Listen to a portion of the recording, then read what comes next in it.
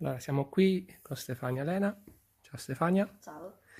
Oggi ci parlerà dell'Itra, il cru di Abbazia Sant'Anastasia. Dici tu. Allora, questo è il vino che in qualche modo è nato proprio con Abbazia Sant'Anastasia, un Cabernet Sauvignon in purezza. Quest'anno abbiamo anche la novità che è un biodinamico, quindi siamo col marchio Demeter anche per quanto riguarda il Litra.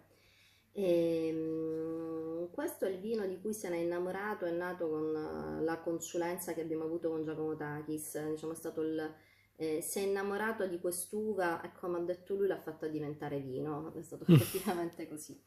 In questo, se tu vedi, questo è un 2016, abbiamo questo colore rubino profondo, andiamo quasi sul nero, impenetrabile. Al naso abbiamo le caratteristiche proprio tipiche del Cabernet Sauvignon, quindi questa sensazione di peperone verde, si apre poi anche con una sensazione lieve anche di frutta rossa, soprattutto la mora, per poi arrivare proprio a raccontare quello che poi è il suo soggiorno, diciamo, in baricca. Noi facciamo baricca di primo passaggio, quindi abbiamo proprio questa parte nobile del legno, quindi abbiamo sensazione di cioccolata, di caffè, di liquirizia, di cannella, di cardamomo.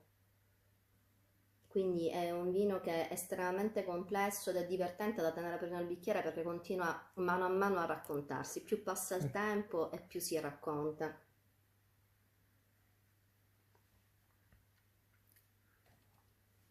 In bocca abbiamo questo tannino assolutamente avvolgente, è un vino austero, profondo, intenso.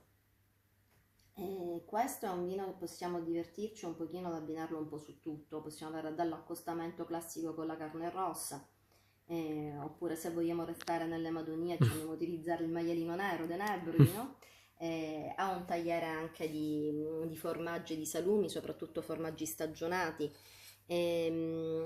Possiamo anche chiuderlo proprio per questa bella presenza di tannino che poi ogni tanto ricorda, si apre proprio a naso anche con la sensazione di caffè, di cioccolata. Possiamo anche fare un fine pasto con della cioccolata amara al 70%. Senti, Devo dire, l'ho provato, è è buono, buono. assolutamente sì. Vabbè, allora un brindisi Grazie. all'Itra.